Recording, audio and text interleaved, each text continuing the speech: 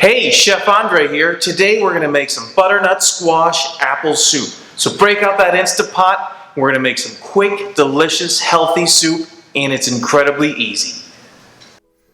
So hopefully your Instapot wasn't too far in the attic, so get that out, plug it in, set it to saute, and press start. Now we've got our butternut squash. Whoa! Andre, how'd you get it in those little cubes? Didn't you have to wrestle with that awful thing? Okay, I'm going to show you how to do it the hard way. If they have it at Costco or whatever store, buy it already peeled, because this thing is hard to peel. Okay, make sure you have a nice strong grip on it. Hold it tight.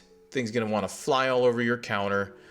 I like to cut the ends off of it and cut it right before the bulge there. That makes it a little bit easier to peel. I like to just peel it with my knife. You want to make sure as you're peeling it, you don't see any of the green little veiny things. That means you didn't peel it too much. Also, when you're peeling this, if you want to wear gloves, it is nicer. There is something in the butternut squash that just adheres to your hands and is real hard to wash off. It'll also adhere to your cutting board, so you do have a little bit more cleanup with this. So if you can see it in the store, already peeled and it's not too expensive and it looks good, buy it. It's much easier. So make sure you're getting rid of all those peelings and cleaning up after yourself. For me, it's a lot quicker to use my knife, but if you want to, you could use a peeler. It is a little bit more arduous. Your arm's going to hurt when you're done with it. And you just got to make sure you keep peeling it. Get past those green marks and all the white stuff is off, and you'll really see a difference when you're doing it the right way. Be very careful. That's why I like the flat sides of the top and the bottom. As you can see as I'm peeling it, you have a lot more sturdy of a base to it. Cut it in half, and then you can see how I just chop along there. Don't get your fingers in between. You don't want to lose any fingers in the process. This is a real hard vegetable to cut, so you're going to be flexing those knife skills today. So after we have the top done, split the bulb in the middle, and how are we going to get those seeds out? Well, you could play with a spoon, but I prefer a nice ice cream scoop. I find a melon baller is a little bit too small, so just a nice ice cream scoop gets it out there real nice, gets all the seeds out and those barbs out. And then you can chop it up and get going on the rest of that soup.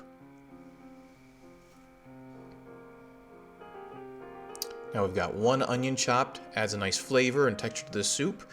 We had a tablespoon of ghee we just added to the Instapot. Get that going real nice. We want a nice brown to the onions. We want them cooked well. We want some caramelization and some of that sweetness in here before we start adding all the liquids and all the other things to cool that pot down. We've got a tablespoon of granulated garlic, one large apple, peeled, cored, and chopped. This adds a nice sweetness to it, kind of mellows out that squash flavor a little, adds a nice flavor dimension that you're not going to see in most soups. So we're going to add the squash. Now we have 2 squashes in that bowl, so pay attention to the fill line in your Instapot there. If it's too high, don't add as much. Pull some of it out.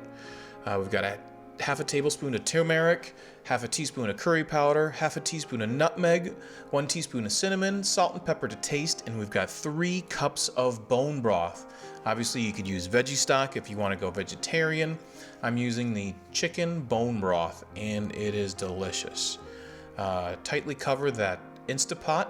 We're going to put it on pressure cook on high for 25 minutes. And obviously there's time lapse here. We're going to let it naturally vent for 10, and then you hit that button. Make sure all the steam has gotten out before you try to open that lid, or else you're going to get hurt. Get that lid off, and this is what the squash is going to look like. You're going to be able to break it apart with that spoon. Now we're going to ladle that into the blender, blend it really well, check the seasoning on it, taste it, season it to taste. I always find it needs some more salt and pepper. You could add a little bit more curry or even some ground chili pepper if you like that. Garnish it with a little bit of coconut cream, cilantro, and I like to sprinkle a little bit more curry powder on top. It adds a nice little crunch to it when you're eating the soup, and that's it. I've got the ingredients there down below by the comments. Thanks again for watching. Don't forget to subscribe. We're making skinny tasty every day, and I hope you guys are enjoying it. Thanks again for watching. I'm Chef Andre. If you have any questions, comments, please leave them down below. I respond to all of them. Thanks again.